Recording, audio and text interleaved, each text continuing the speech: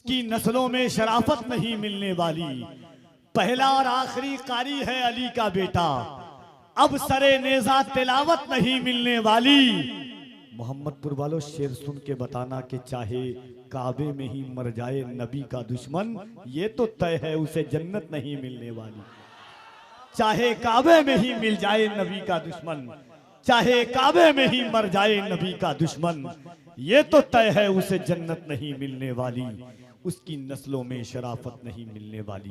हाजरीन, पैगाम तेरे अली कॉन्फ्रेंस निहायत शाइस्तगी और शराफत के साथ बाद नमाज ईशा से लेकर अब तक मदरसा तेगिया गुलशन मदीना की दस्तारबंदी के हसीन मौके पर मोहम्मदपुर की ज़मीन पर यह तारीख साज कॉन्फ्रेंस सजी। सदर जिलास हज़रत अल्लामा मौलाना इलियास रज़वी साहब, नाज़िम आला मदरसा तेगिया गुलशन मदीना और हज़रत अल्लामा मौलाना फैयाज़ अहमद साहब क़िबला मरकज़ी मसूदी, प्रिंसिपल मदरसा तेगिया गुलशन मदीना, शेख तरीक़त हज़रत अल्लामा मौलाना कसीमुल हक साहब मदनी साहब क़िबला चांदपुर फ़तेह, शेख तरीक़त मखदूम गिरामी वक़ार हज़रत मौलाना मोहम्मद अली अहमद साहब क़िबला, वो भी तशरीफ़ रखते हैं। क़ादी मोहम्मद अली फैज़ी साहब क़िबला, जनाबे सोहराब क़ादी देवरियाबी साहब क़िबला और दिगर सना खान मुस्तफ़ा को आपने सुना। इस वक्त जो ख़तीब मिंबर नूर पर जलवागर है, अगर ये कह लिया जाए कि ख़तीब नहीं सरापा खिताब का नाम मोहम्मद रज़ा है तो बेजा नहीं होगा। मुफक्किर नहीं, फ़िक्र की दुनिया का नाम मुफ्ती मोहम्मद रज़ा मुरादाबादी है। ख्यालो फ़िक्र की के दरीचों पर सर चढ़कर बोलने वाली आवाज़ का नाम मुफ्ती मोहम्मद रज़ा साहब क़िबला मुरादाबादी है। जिस शहर, जिस इलाके, जिस बस्ती, जिस गांव में गए, लोगों की दिलों की धड़कनें जिनकी आवाज़ों के साथ शामिल हो गई, उस ज़ात का नाम मुफ्ती मोहम्मद रज़ा क़िबला है। क्यों कि आवाज़ में अल्लाह ने दर्द दी है। उम्मत मरहूमा की इस्लाह की इन्होंने ठानी है। हज़रत अल्लामा मुफ्ती अली रज़ा साहब, हज़रत अल्लामा मुफ्ती अबू नसर साहब क़िबला जैसी कादिरुल कलाम शख्सियात की तशरीफ़ मिंबर नूर पर जलवागरी है। बस 2 शेर पढ़ता हूँ, इंशाअल्लाह उसके बाद हज़रत की आमद होगी। एक बार मोहब्बतों के साथ कह दे सुबहान अल्लाह, और ज़रा मोहब्बत से, कुछ हाथ उठ रहे कुछ नहीं उठ रहे, सब उठ जाए तो मज़े को भी मज़ा आ जाए। मोहब्बत से कह दे सुबहान अल्लाह। अच्छा, मुझे आज तक जलसों में एक फार्मूला समझ में नहीं आया कि इतने चैनल वाले होते हैं, उसके बाद भी लोग मोबाइल में रिकॉर्ड करते हैं। ये हमारे कितने भाई, देखिए मिंटू भाई इतना अच्छा माइक बजाते हैं, पूरे हिंदुस्तान में कभी कभी चर्चा करते हैं, अब वो मोबाइल भी चलाने जलसे में लगे हैं। हमारे रज़वी चैनल, सुन्नी बरेलवी नेटवर्क है, एम फ्रेश मीडिया है, बहुत सारे अहबाब हैं, उसके बाद भी मोबाइल में रिकॉर्ड करके आप क्या करेंगे। मोहब्बत के साथ आप जलसा सुनने वाले हैं, सुन रहे हैं, ये मोहब्बतों की कायनात आप सजाने के लिए आए हैं, ये सजा करके चले जाएं। ये ज़माना है, ज़माना तो ऐसा ज़माना है, हालात तो ऐसे हालात हैं, दौर उस दौर में हम जी रहे हैं कि कितने अच्छे थे वो लोग पुराने वाले, कितने चालाक हैं ये लोग ज़माने वाले। बस यही सोच के मैं हाथ मिलाता ही नहीं, उंगलियां काट न ले हाथ मिलाने वाले। हाँ, बस यही सोच के मैं हाथ मिलाता ही नहीं, उंगलियां काट न ले हाथ मिलाने वाले। वो दौर अलग था, वो सदी अलग थी कि ज़माने पर भरोसा। जहां तक, एक शेर सुने उसके बाद अल्लामा हम्माद साहब क़िबला की आमद होगी। शेर सुने कि जहां तक मुझसे मतलब है जहां को, वहां तक मुझको पूछा जा रहा है। जहां तक मुझसे मतलब है जहां को, वहां तक मुझको पूछा जा रहा है। जमाने पर भरोसा करने वालों, भरोसे का जमाना जा रहा है। अब ऐसे दौर में हम ये है कि बुजुर्गों के दामन करम से वाबस्ता हो जाएं। मुफ्ती हम्माद साहब क़िबला की तकरीर तकरीबन गोंडा के इलाके में अभी ऐसी हुई कि लोगों की आंखों में अश्क जारी थे। जो हालात थे मुसलह के तौर पर, इंशाअल्लाह आप सुनेंगे, आपका दिल, आपकी कायनात मचलेगी। तो आइए इस ख्यालो फिक्र के साथ कि मुसलमानों दराहो बातिल को तड़पाने का वक्त आया, सरे मैदान तड़पने और तड़पाने का वक्त आया। मोहब्बत से हाथों को उठाइए, अल्लामा हम्माद रज़ा साहब क़िबला का इस्तकबाल करें। पूरा मजमा दोनों हाथों को उठाकर, अगर हाथ सलामत है बचपन में पोलियो का इस्तेमाल हुआ है, उसका असर अभी तक बाकी है। सरकारे सुरकाही का फैजाने करम आप पर बरसा है, तो मोहब्बत के साथ अपने हाथों को उठाएं और अल्लाह की किबरियाई बुलंद कीजिए। नारे तकबीर, और जरा मोहब्बत से नारे तकबीर, नारे रिसालत, पैगामे तेगे अली कॉन्फ्रेंस, उलमाए अहले सुन्नत, मसलके आला हजरत, फैजाने सरकारे सुरकाही, मदरसा तेगिया गुलशने मदीना। नारे तकबीर, नारे रिसालत। कौन है उनके सिवा जो सरे महशर बोले, कौन है उनके सिवा जो सरे महशर बोले, मेरा अल्लाह सुने मेरा पैगंबर बोले, जिससे वो चाहे नबूवत की गवाही ले लें, बंद बू जहल की मुट्ठी में भी कंकर बोले। वक्त का नादिरो नायाब खतीब, जमाते अहले सुन्नत का वो बेबाक अदीब, जिसे दुनिया हम्मादुल औलिया, सुल्तान खिताबत, बादशाह बलागत, अल्लामा हम्मद रजा मुरादाबादी के नाम से जानती है। बस इस शेर के साथ सदाए अर्ज़े तमन्ना के तकमील की दावत दे रहा हूँ कि गौहरे नात में एक अदद मांग उनसे, आज मौका है शफात की सनद मांग उनसे किया। और जब फैजाने तेगे अली कॉन्फ्रेंस हो तो फिर समझ सकते हैं कि यहाँ पे कोई भी अदना नहीं होगा, न यहाँ सुनाने वाले कमतर हैं न सुनने वाले कमतर हैं। अगर सुनाने वालों का जवाब नहीं तो सुनने वालों का भी जवाब नहीं है। रात के 2 बजने के करीब है और अल्हम्दुलिल्लाह ऐसा लग रहा है जैसे जलसा शुरू हुआ है। आपने अपने माथे की निगाहों से इस इदारे की मेहनतें और कुर्बानियां फारिगीन की शक्ल में मुलाहिजा फरमाई। जहां तक मेरी नजर काम कर रही है, तकरीबन ये 4 हाफिज कुरान जो आपको इस इदारे ने पेश किए। आज आपका दिल ठंडा होता होगा, आपको लगता होगा आपका दिया हुआ पैसा बेकार नहीं गया है, आपके खून पसीने की कमाई रायगा नहीं गई है। वो पैसा जो आपने दुबई, कोया, सऊदिया, लेबनान में रह के कमाया, वो पैसा जो आपने मुंबई और दूसरे शहरों में रह के कमाया, जिस पैसे को आपने अपनों से दूरी इख्तियार करके जमा किया था, फिर वही पैसा मुट्ठी बंद करके आपने इदारे को दिया था, तो इदारे ने आपको नाउम्मीद नहीं किया है, बल्कि इदारे ने आपके दिल को ये कह के खुश किया है, जितना तुमने हमें दिया था उससे सिवा हम तुम्हें दे रहे हैं। 4 हाफिज कुरान, ये आम बात नहीं है। मैं सिर्फ ये चाहता हूं आप महसूस करें जो मैं कहना चाहता हूं। भले नारे न लगाएं, उछले ना, सिर्फ मेरी बात महसूस करें। ये इदारे अल्लाह इन इदारों को सलामत रखे। आज जो मजहब इस्लाम का परचम बुलंद है ना, तो 90% इस बुलंदी में इन इदारों का हाथ है, इन इदारों का हाथ है। आज जो सरों पे टोपियां, चेहरों पे दाढ़ियां, लिबास कुर्ता पजामा ये नजर आता है ना, इन मदरसों की देन है। मैं कहता हूं जितना आप पीर से प्यार करते ना, उससे ज्यादा इन मदारिस से प्यार किया करें। जितना आप अपने बाप से प्यार करते हैं, उससे ज्यादा इन इदारों से प्यार करो। जितना ज्यादा अपनी मां से इश्क करते ना, उससे ज्यादा इन कुरान पढ़ाई जाने वाली जगहों से प्यार करो। इसलिए कि यही जगहें हैं जहां से आज भी इश्क रसूल की सदाएं हमारे सीनों में उतारी जाती है। समझ रहे हैं ना आप मेरी बात? में उर्दू में बोल रहा हूं। ये इदारे हैं, अगर अरबाब मिंबर समझ रहे हो तो आप साथ दें, वरना आप दुआ दें। इसलिए कि हमें उम्मीद है कि दुआएं मज़ारों से भी आया करती हैं, जमीन के ऊपर नहीं, जमीन के अंदर से भी दुआएं मिला करती हैं। तो ये इदारे हैं, इन इदारों ने आपको 5 हाफिज दिए। इस इदारे ने, अल्लाह इस इदारे को सलामत रखे, बानी को इसके सलामत रखे। अल्लाह इसके जितने भी मुहब्बीन मुखलिसीन हैं जो दूर दराज रह कर के इस इदारे की खिदमत कर रहे हैं, अल्लाह उनको उम्र खिज़्र अता फरमाए। यकीन जाने बड़ी बात है, बड़ी बात है। कभी इदारों में जाके देखो, इन जितने उलमा बैठे ना, यकीनन सबकी जिंदगी मदरसों में गुजरी होगी।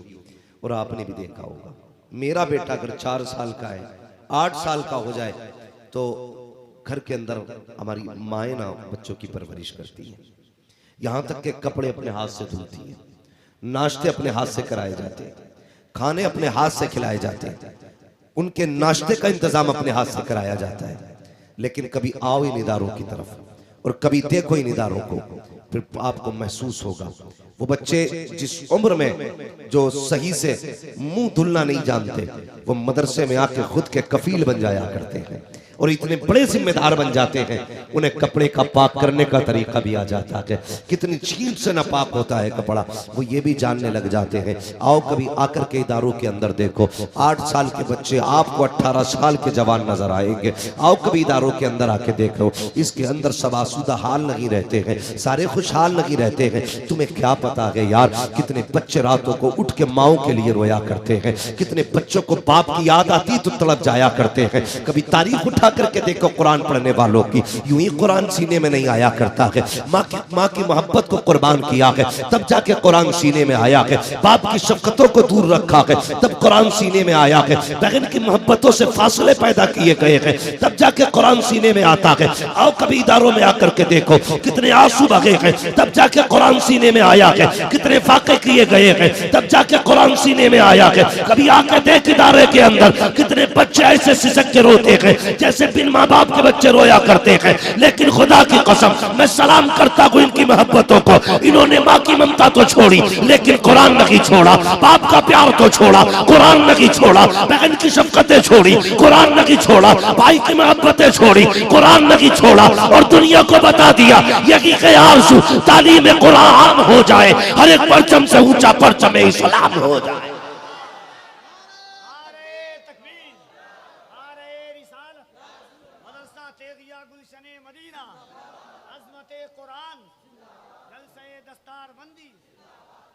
मैं मुबारकबाद पेश करता हूं उन बापों को जिन्होंने बेटे कुरान के नाम कर दिए, उन माओ को सलाम जिन्होंने इस दिन के लिए दूध पिलाया था। बेटे दूध के बदले में तुझसे बंगला गाड़ी नहीं चाहिए, तुझसे ऐशो इशरत नहीं चाहिए, बस इतना दे देना, अगर मर जाए तो हमारी कब्र पे आके कुरान की कुछ आयतें पढ़ के सुना देना। वो माए मुबारकबाद के लायक हैं जिन्होंने इन बेटों को दूध पिलाया। मैं उन बहनों को सलाम करता हूं जिन्होंने ऐसे भाइयों की खिदमत की है, जिन्होंने बहनों की खिदमत के बदले में कुरान जैसी दौलत देनी है, कुरान जैसी दौलत देनी है। हाँ यकीनन ये रिश्ते हैं, ये प्यार है, वरना इतने बड़े मजमे में कोई बंदा ऐसा है जिसे औलाद नहीं चाहिए? सबको चाहिए ना, अगर बोल सकते तो बोले, वरना सलाम पढ़ लें। सबको औलाद चाहिए ना, अगर औलाद पैदा ना हो तो किस किस दर पे नहीं जाते हम मांगने के लिए, हर चौखट पे जाते। बेटा पैदा होता तो क्या शोर मचता, लो जी आज उसके घर में भी चिराग जल गया, यही कहते ना, लो जी मुबारक हो आज फला प्रधान के घर में भी बुढ़ापे का सहारा आ गया, कमजोरी की लाठी आ गई, झुकी कमर का सहारा आ गया। सब कहते हैं कि ये बूढ़े बाप का सहारा आया है। ये देखो इनमें कौन तालिब इल्म ऐसा है जो रोज के 400-500 रुपए नहीं कमा सकता? सब कमा सकते हैं ना इनमें, अल्लाह का शुक्र है सबके हाथ पैर सलामत है, हट्टे कट्टे सारे कमा सकते हैं, मगर कसम खुदा की इनके बापों की हिम्मत और हौसला देखिए। ये जवान हो गए लेकिन बाप ने ये नहीं कहा बेटे गर्मी ज्यादा हो रही है 200 तू कमा 200 मैं कमाऊंगा, ये नहीं कहा अब मैं घर बैठूंगा तू 400 कमा के ला। इन्होंने ये कहा बेटे 4 दिन और मजदूरी करनी पड़े ना हम कर लेंगे, लेकिन मेरे बेटे हमें बस कुरान चाहिए, हमें बस कुरान चाहिए। इस फिक्र के साथ पूरी जिंदगी माँ बाप अपनी औलाद को कुरान सिखाते रहे। और यार कितना गहरा रिश्ता होता है बाप का बेटे के साथ। उठाना तारीख कसम खुदा की, पूरा हज किसी की मोहब्बत की निशानियां बता रहा है। भाई कफील अंबर वो गए जिसने हुजूर के मदीने में शेर पढ़े हैं, मोहम्मद अली फैजी वो गए जिसने अम्मा खदीजा के मजार पे खड़े होकर के नाते पढ़ी हैं। ये वो लोग हैं नसीब वाले जिन्हें नात हुजूर के शहर में पढ़ने का मौका मिला है। उम्मीद है किसी दिन हुजूर हमें भी बुलाएंगे, हम भी उनकी चौखट पे जाके बातें करेंगे। लेकिन मैं तारीख का एक बाप पलटना चाहता हूँ। रिश्ता कितना अजीब होता है जब हजरत खलील के आंगन में कोई बेटा नहीं आया, कौन से रब की बारगाह में, अपने रब की बारगाह में दुआ कौन सी न मांगी। अल्लाह अकबर। फिर हजरत सारा के मशवरे से आपने हजरत हाजरा से निकाह किया। जब हाजरा से निकाह किया रब की बारगाह में किस चीज की कमी है। अल्लाह अकबर, 80 साल की उम्र में रब ने उन्हें चांद जैसा बेटा दिया, जिसको दुनिया इस्माइल ज़बीहुल्लाह कहा करती है। एक बेटा ना था, अल्लाह के खलील के हाथ उठ गए, और जब बेटा आया है तो खुशी की इंतहा ना रखी। तभी तारीख तो पढ़ लिया करो प्यारे, बेटा कितनी बड़ी नेमत है। हजरत सारा पहली बीवी है, दूसरी बीवी हजरत हाजरा है, लेकिन जब अल्लाह के खलील के घर में हजरत हाजरा की गोद में हजरत इस्माइल आए हैं, अब मोहब्बत देखिए, हजरत इस्माइल की वजह से आपकी मोहब्बत उधर ज्यादा हो जाती है। हजरत हाजरा मारे रश्क के कहती है, खलील मुझसे ये हाल नहीं देखा जाता है।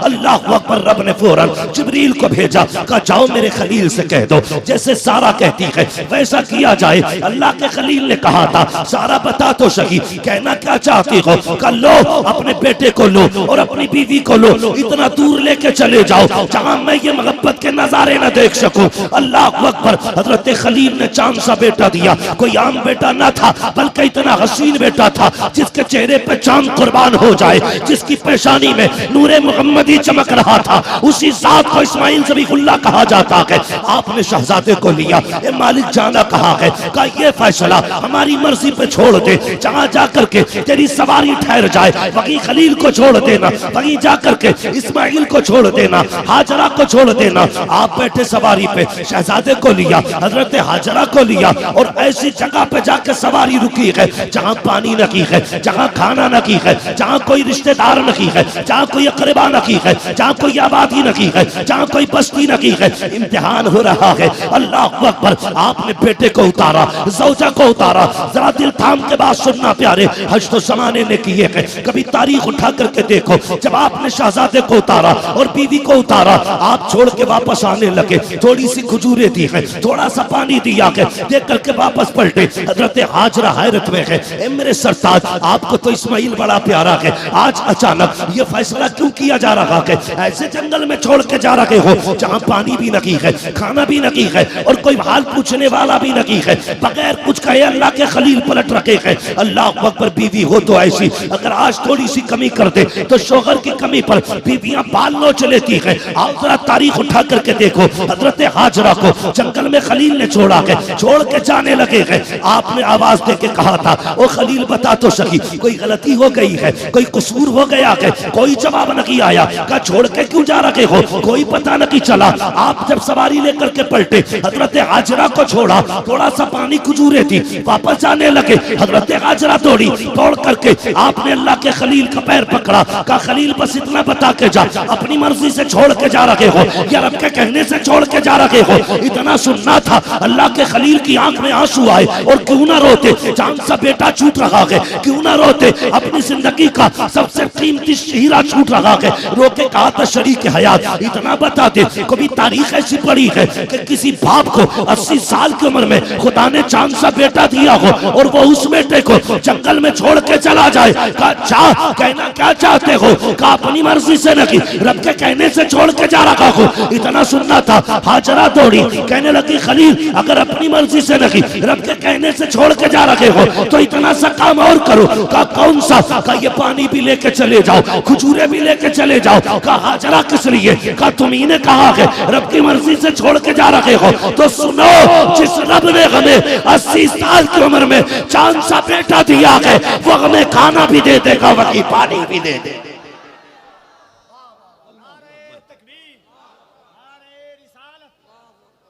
आसान नहीं होता औलाद छोड़ना, आसान नहीं होता औलाद छोड़ना। तुम क्या जानो कितनी मुश्किल से औलाद मिलती है। हाँ यार, पैदा ना हो तो कहाँ माँ बाप दुआ नहीं करते। खुद पूछो ना अपने बाप से, जब तेरे घर में सिर्फ 4 बहनें थी ना, तो बाप कहता था खुदा एक बेटा भी दे दे। कौन सी चौखट पे जाके उसने मन्नत नहीं मांगनी थी, किस दरवाजे पे दामन फैला के नहीं कहा था अल्लाह एक बेटा दे दे। हर जगह गया था, लेकिन तू आया पूरे घर में खुशियां हो गई। कोई कहने लगा इसको गुड्डू कहो, किसी ने कहा नहीं भूरा कहो, किसी ने कहा नहीं चांद कहो, किसी ने कहा कुछ, किसी ने कुछ, सबने प्यार से नाम दिए, सबने अपने अपने नाम बांटे। मगर कसम खुदा की सुने, अगर बाप प्यार से बेटे को ना पीरा, जुम्मा, बुद्धा जो भी कह दे, वो बेटे के लिए सबसे नसीबों वाला नाम होता है। कभी कभी बच्चों को ये नाम रखने वाला बाप मैसर नहीं होता। अगर मिला है तो कदर करना इसकी। इज्जत करना। बाप बड़ी दौलत है, बहुत बड़ी दौलत है। ये क्या दे सकते अपने बाप को? खुदा की कसम कुछ नहीं दे सकते, कुछ भी नहीं दे सकते। मैं जानता हूं बेटा अगर अब्दुल कादिर क्यों ना हो, फिर भी बाप बाप होता है। बेटा अपने वक्त का गौस क्यों ना हो, फिर भी मां मां होती है। हाँ, कोई बेटा बाप के बराबर नहीं हो सकता, और ना कि उसकी कीमत कोई अदा कर सकता है। इतना समझ लेना, इतना समझ लेना कि बाप उस दरख्त का नाम है, जब तक बाप जिंदा रहता है औलाद पे कभी धूप नहीं पड़ने देता, कभी धूप नहीं पड़ने देता। परदेश जाते हैं ना हम लोग, परदेश कमाई करने के लिए। कफील भाई घर से बाहर है, मैं घर से बाहर हूं, उलमा घर से बाहर है। क्यों? अपने बच्चों के लिए, अपने परिवार के लिए। कितने लोग परदेश में 4-4 साल काट देते हैं ताकि बच्चों की खुशियां पूरी कर सके। क्या उसे अपनी जिंदगी प्यारी नहीं थी? मुझे एक बच्चा मिला कल के परसों के जलसे में, वो मेरे पास आके कहने लगा पैर दबाना चाहता हूं। मैंने कहा बैठ यार, क्या करता? उसने कहा कुरान पढ़ता हूं। मैंने कहा क्या कर रहा है? कहा हिफ्ज का कितने पारे हो गए? 15। मैंने अगला सवाल उससे कर दिया, कफील भाई। मैं उससे बोला तुम्हारे अब्बू क्या करते हैं? इतना कहना था, उसकी आंख में आंसू आ गए। कहने लगा 10 साल हो गए मेरे बाप सऊदी में रहते, 10 साल हो गए बाप सऊदी में रहते। मैं उसका मुंह देखता रह गया। यार सोचो तो सही। मैंने कहा यार 10 साल हो गए, कब आते हैं? कभी 4 साल में, कभी 5 साल में। मैंने कहा तूने पूरी जिंदगी में कितनी बार अपने बाप को देखा होगा? तो वो कहने लगा पापा ये कहते हैं कि बेटे बस थोड़ा सा और कमा लो ताकि तुम्हारी जिंदगी सुकून से गुजर जाए। एक बाप औलाद के सुकून के लिए पूरी जिंदगी प्रदेश में काट देता है। प्रदेश किसी बाग का नाम नहीं है, प्रदेश किसी ऐशो इशरत की जगह का नाम नहीं है। प्रदेश उस कैद का नाम है जहां रोटी भी कैदी बनाता है, जहां खुद को सजा भी कैदी देता है और खुद की खिदमत भी कैदी करता है। तुझे क्या पता प्रदेश क्या है? उस बाप से पूछ जिसके 20 साल प्रदेश में कट गए और वो बेटे को जी भर के न देख सका। ये बेटियां बैठी हैं, मेरी इनसे गुजारिश है तुम्हें खुदा का वास्ता अपने भाइयों की कदर करना, अपने बाप की कदर करना। कई भाइयों की पूरी जवानियां प्रदेश में कट गई सिर्फ इसलिए कि बहनों की इज्जत से हाथ पीले कर सके। पूरी जिंदगी भाइयों ने प्रदेश में काट दी, मेरी बहन इज्जत से रुखसत हो सके। कल जब यही बहन भाई का मुंह काला करके चली जाती है तो उसके 10 साल नहीं 50 साल की मेहनतों पे पानी पड़ जाता है। ओ भाई मेरी तुमसे इतनी गुजारिश है, तुम कहते हो कि बस अल्लाह का शुक्र है कलफ लगे कपड़े, कॉलर उठे कपड़े, एक धब्बा कपड़े पे नहीं है। और पूछा जाए क्या करते हो? कहा जी कुछ नहीं, खाली रहता हूं, बस खाली रहता हूं, टहलता हूं, कोई काम नहीं। का नहीं। का फिर ये कपड़ों पे कलफ कैसा? काम क्या करते हो? का नहीं, 2 बेटे अल्लाह का शुक्र है बाहर है। बड़ा भाई है तो कहता 2 छोटे भाई प्रदेश में। खुदा के वास्ते जिसकी कमाई से तेरे कपड़ों पे कलफ लगाए ना, इसका हिस्सा भी बचा के रखना। कई भाइयों की ये शिकायत है, हजरत 10 साल सऊदी में रहा, पलट के आया तो भाइयों ने कुछ नहीं दिया, पलट के आया तो घर वालों ने 0 कर दिया, जहां से चला था वहीं खड़ा था। और यार जिसकी कमाई की वजह से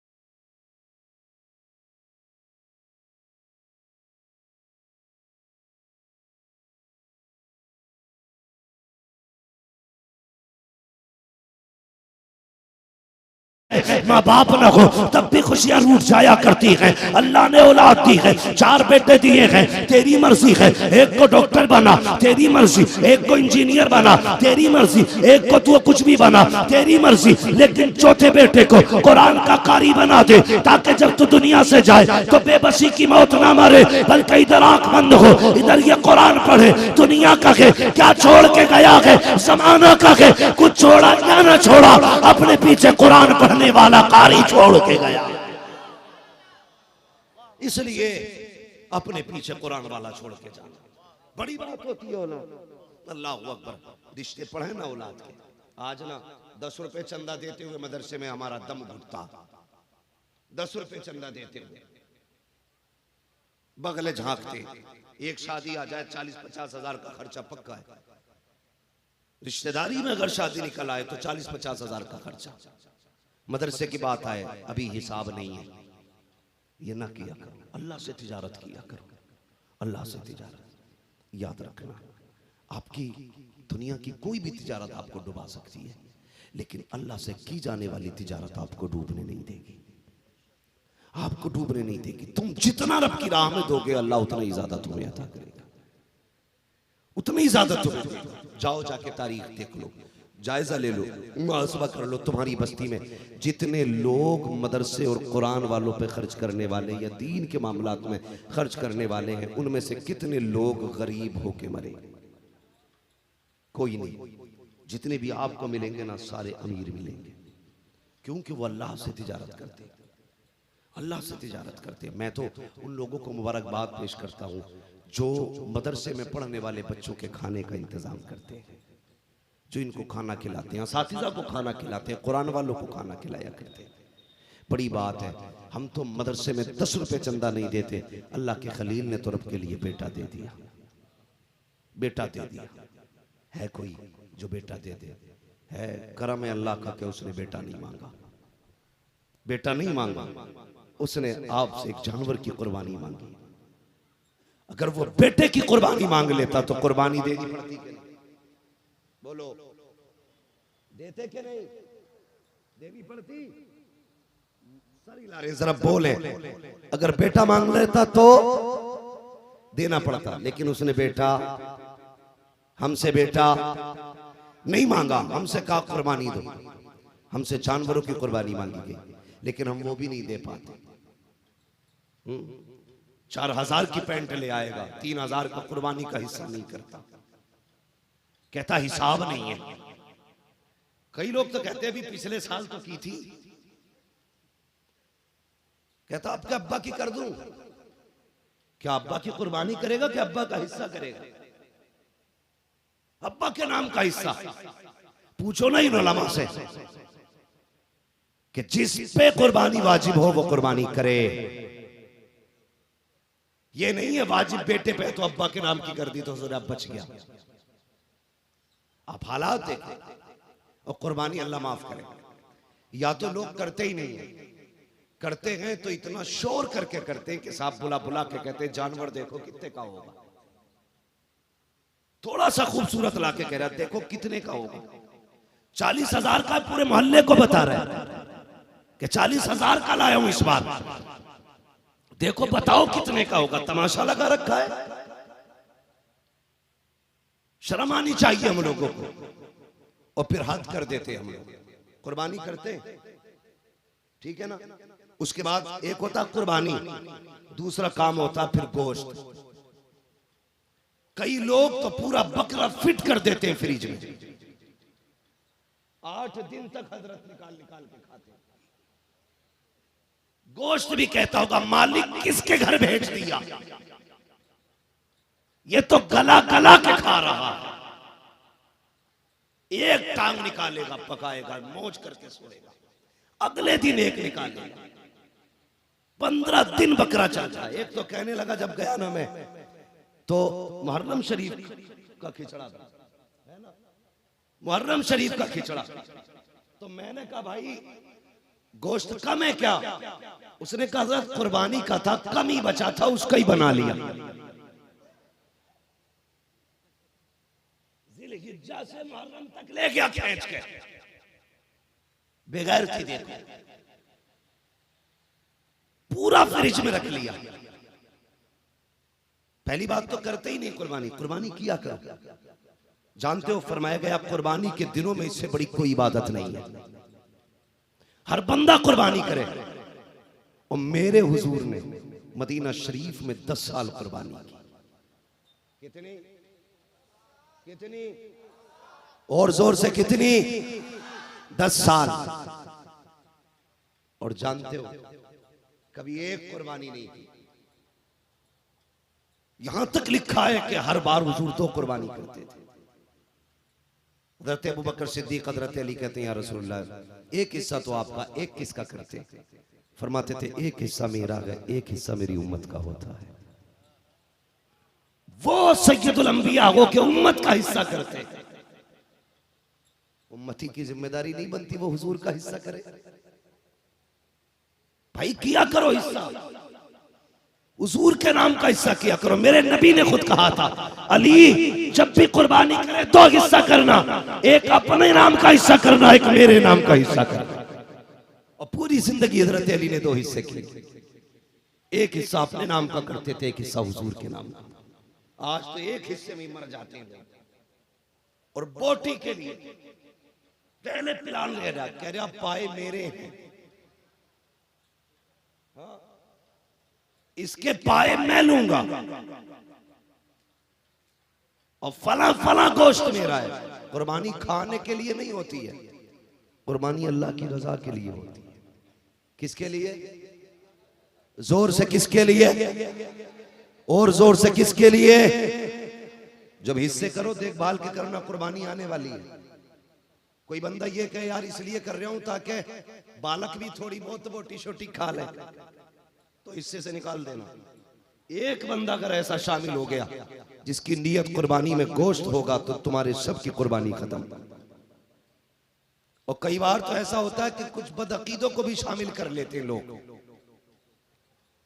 अगर कोई वहाबड़ा किसी की कुर्बानी में शामिल हो गया तो सबकी कुर्बानी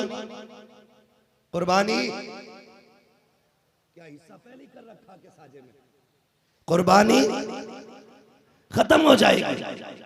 गोश्त खाने वाला बदअकीदा कोई कुर्बानी में शामिल नहीं होना चाहिए। पहली बात तो गोश्त बांटता ही नहीं, और अगर बांटा भी जाता है तो उन्हें जो रिश्तेदार होते हैं। एक बात बताओ, कुर्बानी कौन लोग करते हैं? गुंजाइशदार अमीर लोग, यही तो कुर्बानी करेंगे ना। जो गरीब होंगे बेचारे, उनकी बस की तो बात होती नहीं है ना। तो कुर्बानी गोश्त की बोटियां उन्हीं को दी जाती हैं जिनके घर खुद कुर्बानी होती है। कुछ जगहों पर रिवाज होता है, ले बेटे ये प्लेट ले, तबाक ले, इसमें से 6 बोटी खाला को दे के आना है, 5 बोटी नानी को दे के आना है, 13 बोटी फलां को दे के आना है। इतने सा गोश्त तकसीम किया जा रहा है, वो भी उन लोगों के घर पे जिनके घर पे कुर्बानी का गोश्त पहले से मौजूद है। और यार ये कुर्बानी का गोश्त अगर तू तकसीम कर रहा था, सुन तो सही, उनके घर क्यों भेजा जिनके घर कई किलो रखा हुआ है? उनको भी तो देख लेता। ऐसे भी गरीब होंगे जिनके घरों में 8-8 दिन से गोश्त नहीं आता है। ऐसे भी गरीब होंगे जिनके घर में महीने गोश्त नहीं बनता है। ऐसे भी तो गरीब रहते हैं जिनके बच्चे बकरीद का इंतजार करते हैं। कितने ऐसे भी गरीब होते हैं जिनके घर पे ईद बकरीद के दिन भी बजाय गोश्त के दाल बना करती है, और तुम्हारे घर की बोटियां अमीरों के दरवाजे से वापस लौटाई जाती हैं। कई घरों में ये कह के गोश्त वापस कर दिया जाता है हमारे घर में पहले से मौजूद है। हमें शर्म आनी चाहिए। पहली बात तो गोश्त भेजते नहीं है, अगर भेजते हैं तो उन लोगों के घर में जिनके घर में पहले से रखा हो। ऐसा मत करना, तलाश कर उन गरीबों को जिनके घर में कुर्बानी नहीं हुई है और 4 बोटी नहीं, इतना दे देना जिससे गरीब के बच्चों का भला पूरा हो जाए। और यार दावे के साथ कहता हूँ, तू साल में 365 दिन गरीबों को खाना खिलाए, और बात होती है बकरीद के दिन किसी गरीब के दस्तरखान पे तेरा भेजा हुआ गोश्त बन जाए, इसकी बात कुछ और होती है। बकरीद ये नहीं है कि 10 किलो गोश्त तेरे हिस्से में आ जाए, बकरीद ये है कि तेरे गोश्त से किसी गरीब के घर से गोश्त की खुशबू आने लगे। करेंगे इंशाल्लाह ऐसा, गोश्त गरीबों में बांटेंगे, फ्रीजों में रखेंगे। हालांकि जायज है, नाजायज नहीं है, जायज है। मगर मेरा कहने का मतलब क्या है, सुनिए, पूछो डॉक्टरों से, कहते हैं गोश्त जितना ज्यादा बासी होता उतनी ज्यादा बीमारियां पैदा होती। दही जितना बासी होगा उतना ज्यादा फायदेमंद होता है। समझ रहे हैं आप? गोश्त रख के ना खाना, बल्कि एक हिस्सा गरीबों में, एक हिस्सा बाप के लिए, एक हिस्सा अपने लिए, ये तकसीम का मयार रखा करो। लेकिन नहीं, पायो सिरा भेजा, इसके लिए लड़ाई लड़ाई जोर से लड़ाई।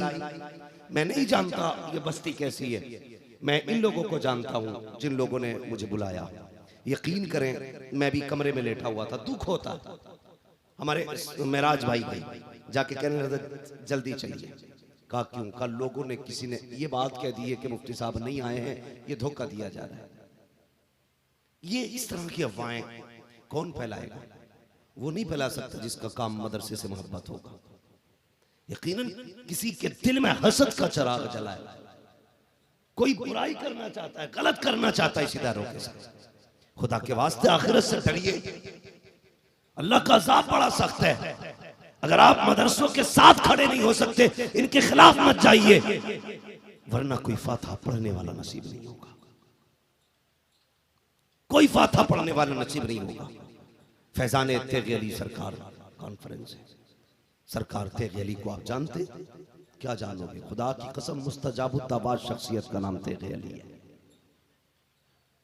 जिसकी चौखट से कोई खाली नहीं जाता, उसका नाम तेगी अली है। जो कह दे तो बलाएं टाल देता, हाँ, नजर डालते तो शिफा बरसती है, उसका नाम तेगी अली है। उसकी महफिल में आके इस तरह की हरकतें कभी ना करना। कुरान से प्यार करो, कुरान वालों से प्यार करो, वरना मरना है। कोई बंदा ऐसा नहीं जिसकी कब्र में सोने चांदी की दीवारें लगनी है। एक न एक दिन सबको मौत आएगी और सबको मिट्टी में रखा जाएगा, सबको मिट्टी में रखा जाएगा। नसीब वाला वो है जिसके पीछे कुरान वाले मौजूद हो। कभी कब्रिस्तान जाते हैं आप लोग? कितने लोग जाते हैं? हाथ उठा के बता दें। माशाल्लाह सारे लोग जाते हैं। जो हाथ नहीं उठा रहे हैं तो वो क्या समझ रहे हैं? नहीं जाते, उन्हें 4 लोग कंधे पे लेके जाएंगे। हाँ, सारे ही जाते हैं ना कब्रिस्तान। तो नई कब्रें भी होती हैं कुछ, और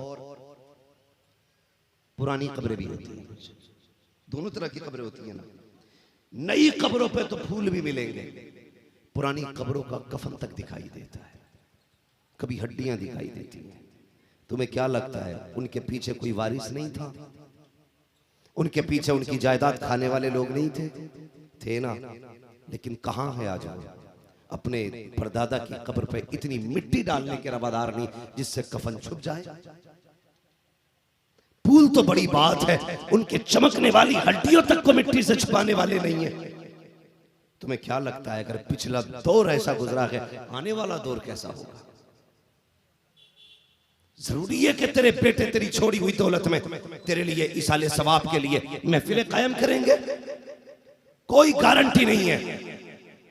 कम से कम अपने जीते जीतना काम कर जाओ कि तुम्हारे मरने के बाद तुम्हारी कब्र पे कोई आए ना आए, खुदा की रहमतें आती रहे, खुदा की रहमतें आती रहे। ये कब आएंगी तो सुन प्यारे, कभी उठ अपने घर से खाली वक्त निकाल, आ इदारों का जायजा ले। कभी देखिए कुरान वाले किधर सोते हैं, कुरान वाले कहाँ बैठ के पढ़ते हैं। ये जहाँ बैठते वहाँ पंखा चलता है कि नहीं, ये जिस जगह रहते हैं वहाँ फ्रिज का इंतजाम है कि नहीं, वहाँ फिल्टर पानी है कि नहीं। तुम अपने बच्चों के लिए 8000 की RO मशीन लगाते हो कि डॉक्टर ने कहा है फिल्टर पानी पीना है। अपने बच्चों के लिए, 3 बच्चों के लिए आपने 8000 की मशीन लगाई। क्या कुरान वालों का हक नहीं बनता है कि ये फिल्टर पानी पी सके? तुम्हारे बेटे 10,000 के फ्रिज से पानी पी सकते हैं, तो क्या कुरान वालों का हक नहीं बनता है कि ये भी 10,000 के फ्रिज से पानी पी सके? नहीं प्यारे, हम सिर्फ अपने बच्चों को देखते हैं। याद रखना, उनकी फिक्र हमने की है जो एक बार भी शायद कब्र पे ना आए, लेकिन उनको भूल गए, जिनका ना आना, कमरे में बैठ करके कुरान पढ़ना भी हमें अजाब से बचा सकता है। अगर चाहते हो कि किसी के आए बगैर, किसी की दुआ के बगैर, किसी की फातिहा के बगैर तेरी कब्र में रहमतें नाजिल हो, तो आ कभी इदारे में आ, इनके लिए पंखा लगवा दे, इनके लिए फ्रिज का इंतजाम करा दे, इनके लिए फिल्टर मशीन लगवा दे, इनके लिए पंखे कूलर का इंतजाम कर दे। जब ठंडी हवाएं इन कुरान वालों को लगेंगी तो कोई दुआ करे ना करे, खुदा की कसम अल्लाह जन्नत से ठंडी कब्र, ठंडी हवाएं तेरे बाप की कब्र की तरफ चला देगा, तेरी कब्र की तरफ भी चला देगा। हाँ, मुबारकबाद है वो अफराद जिन्होंने अब तक मदरसे का ताउन किया और इस इदारे के साथ शाना बशाना खड़े रहे।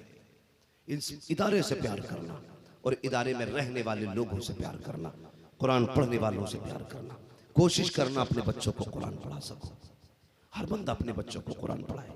मैं इन हुफ़ाज़ किराम से भी एक गुजारिश करूंगा, जो उलमा है, दरसगाही लोग हैं, हमारे तलबा हैं, उनसे आखिर में एक बात कह जाऊं, खुदा के वास्ते तुम्हारी कोई ड्यूटी नहीं है, तुम्हारी बस इतनी ड्यूटी है कि तुम्हारा अगर कोई कब्र के अंदर चला जाए ना, उसे दफन करके जल्दी ना आना, बल्कि बैठ के 2-4 पारे पढ़ के उसे सुना देना, ताकि वो कब्र में तन्हाई महसूस न करे, अकेलापन महसूस न करे।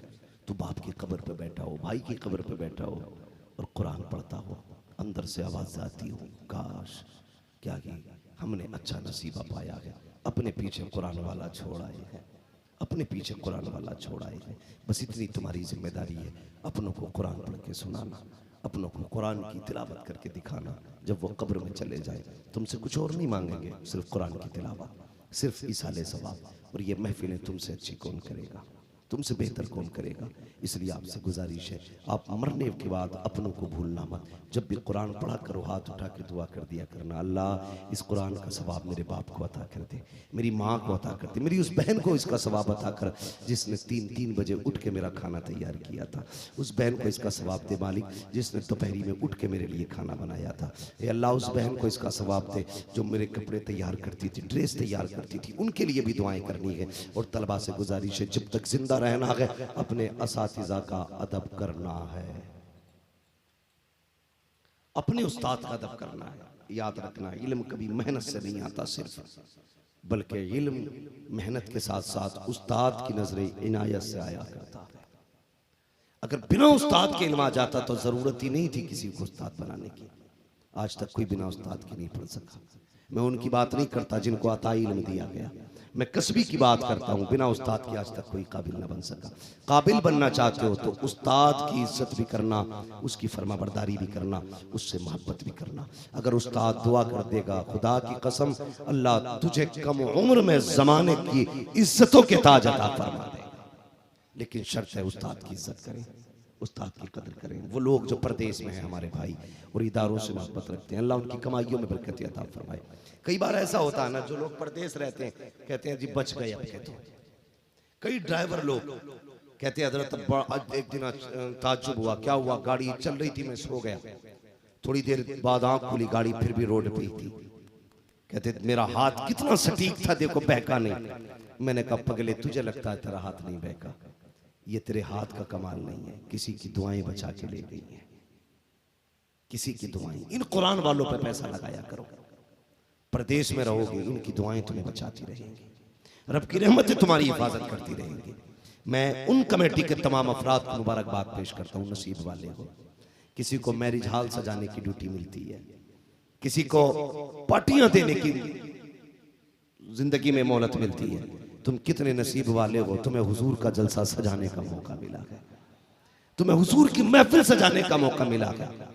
तुमने उस जगह अपना पैसा लगाया जहां से कुरान के कारी पैदा हो रहे हैं, दीन के हामी यो नासिर पैदा हो रहे हैं। मेरी गुजारिश है आप यूं ही कुरान से प्यार करते रहिए, इस इदारे से मोहब्बतें करते रहिए और उलमा से प्यार करते रहिएगा, खास करके उन लोगों से जो इदारे की खिदमत कर रहे हैं, जो इदारे को अपना वक्त दे रहे हैं, जो इदारे को अपनी खून पसीने की कमाई दे रहे हैं, उन सब से मोहब्बत करना। और ये सोच के नहीं ये प्रधान का बेटा, जिम्मेदार का बेटा, मेरा ताऊ, मेरा चाचा, बल्कि ये सोच के इनसे प्यार करना है कि ये हुजूर के दीन की खिदमत गुजार है।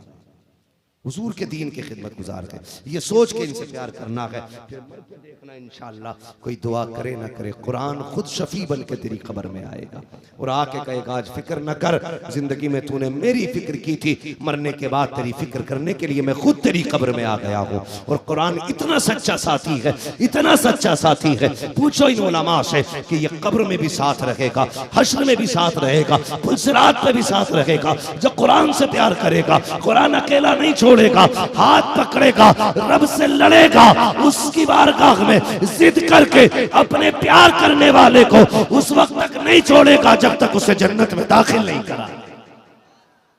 इसलिए नसीब वाले हैं जो कुरान से प्यार करते हैं और कुरान वालों से प्यार करते हैं। या अय्युहल्लज़ीना आमनू कू अनफुसकुम व अहलीकुम नारा, ईमान वालों अपने आप को और अपने घर वालों को जहन्नम की आग से बचाओ, बचाओ जहन्नम की आग से। और मेरी बस इतनी गुजारिश थी, सारे लोग इंशाअल्लाह कुर्बानी करेंगे, जितने लोग साहिब निसाब करेंगे कुर्बानी इंशाअल्लाह, जोर से बोलो इंशाअल्लाह। गोश्त के लिए या अल्लाह की रजा के लिए? सारे बोले अल्लाह की रजा के लिए। और उसके बाद जो चरमे कुर्बानी होता है, चमड़ा जिसे बोलते हैं, उसकी कीमत हम किसे देंगे? जोर से मदरसे को। माफ करना, कई जगह तो पीर भी चमड़ा इकट्ठा करते हैं। फितरा पीर लेके, ज़कात पीर लेके, चमड़ा भी पीर लेके जा रहे। मदरसे वाले क्या करें? भीख मांगे। हम इस बात से इनकार नहीं करते, अपने पीरों को आप पूरा घर उठा के दे दो, लेकिन ज़कात खुदा के वास्ते मदरसों की रहने दो, फितरा मदरसे का रहने दो, ये उश्र ये मदरसे का रहने दो, ये चमड़ा ये मदरसे का कम से कम रहने दो। इसके जरिए कुरान की तालीम हो रही है। पीर साहब सवाल करे ना, कहना हजरत जी नजराने में सब कुछ ले जाओ, लेकिन ये जो मदरसे का ना, ये मदरसे को दिया जाना। ये करेंगे इंशाअल्लाह। बुरा लग गया पीर को कह दिया तो, तुम ही पीर वाले नहीं, मैं भी पीर वाला हूं, मेरा भी पीर है। दुनिया मेरे पीर को ताज शरिया अख्तर रजा कहती है। तो मैं कोई ऐसा नहीं बिना पीर वाला हूं, अल्लाह का शुक्र है बरेली वाला हूं। हाँ, बरेली वाला हूं। लेकिन सुनिए जो मैं कहना चाहता हूं, ये तकलीफ है, दिल दुखता हजरत। जब मदरसे वाले दुकान पे जाते तो दुकान वाला 10 का नोट निकाल के कहता लो, इससे ज्यादा नहीं। ये सुबह से शाम तक दुकानों के चक्कर काटते 1000 इकट्ठा कर पाते। और कितना थकाओगे यार इन्हें, कितना जलील करोगे इन्हें। सुबह से शाम तक इन्हें 1000 भी इकट्ठे करने के, रात को 3 बजे से 12 बजे तक तेरे बच्चों को भी पढ़ाना है। क्या क्या करेंगे ये? कम से कम इतना कह दो, मौलाना तुझे पैसे की फिक्र नहीं करनी है, तनख्वाह की फिक्र नहीं करनी है, तुझे सिर्फ कुरान की फिक्र करनी है। और तो कुरान पढ़ा, रह गई खर्चे की बात, उस खर्चे को उठाने के लिए मोहम्मद के गुलाम काफी। ये ऐलान करो, ज़कात भी इकट्ठी करें, चंदा भी ये करें, कुरान भी ये पढ़ाएं। कितना वक्त है इनके पास भाई? मैं तो ये देखता हूं 5 मिनट के लिए आए, दुआ करी 50,000 जेब में, हुजूर ले ज़कात खैरात सारी खत्म। और ये उश्र का काम बंद हो गया हमारी जमातों से। सुन्नी लोग ज़कात बहुत कम दे रहे हैं। हाथ अगर उठवा लूं यकीनन सारे उठा देंगे मैंने ज़कात दी है, लेकिन रसीद मांग लो ना किस मौलवी को दी है तो मुश्किल से 5% पे नहीं निकलेगी। कोई कह देगा ना वो आया था मोहल्ले में उसे ही दे दी, कोई कहेगा हजरत आए थे हमारे, कोई कहेगा हजूर आए थे हमारे, बस खत्म। भाई उश्र मदरसों को दिया करो, ज़कात दिया करो। मैं उश्र से भी हट के एक बात कहूं तो सुने, सीधी बात यह है कि कोशिश ये किया करो हर हफ्ते अपनी कमाई से कुरान वालों के लिए पैसे निकाला करो। ज़कात समझ के नहीं, फितरा समझ के नहीं, उश्र समझ के नहीं, बल्कि इमदाद समझ के।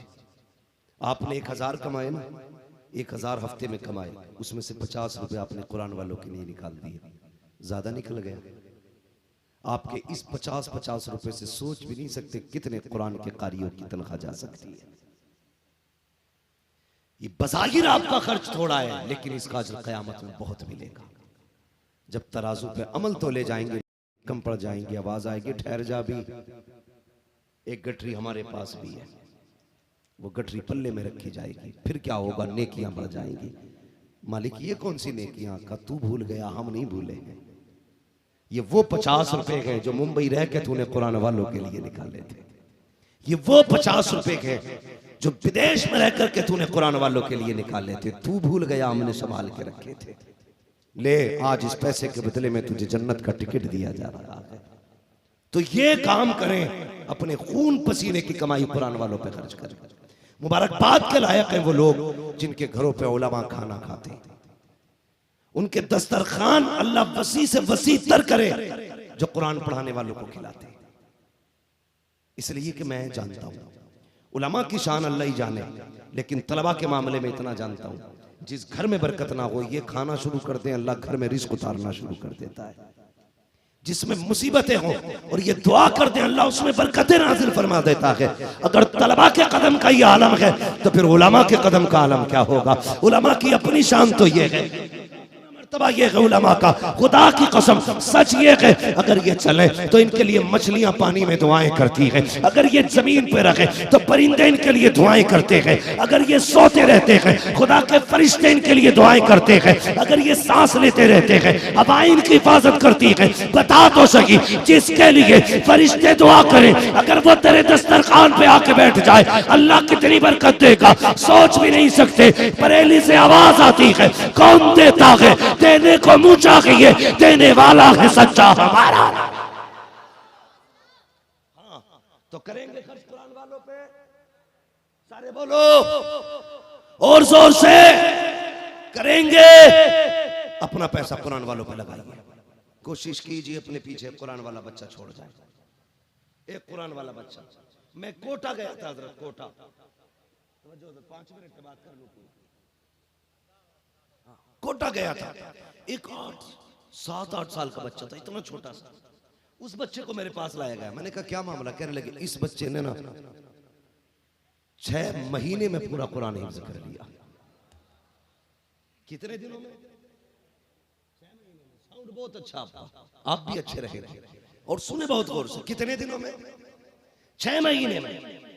बाप ना, मैं उसके बाप का चेहरा देख रहा था, मैंने कहा यार बड़े नसीब वाला है, तूने 7 साल की उम्र में बेटे को कुरान का दरख्त बना दिया, कुरान का पौधा बना दिया। अपने पीछे लगा जाओ पौधे, मौत का पता नहीं है।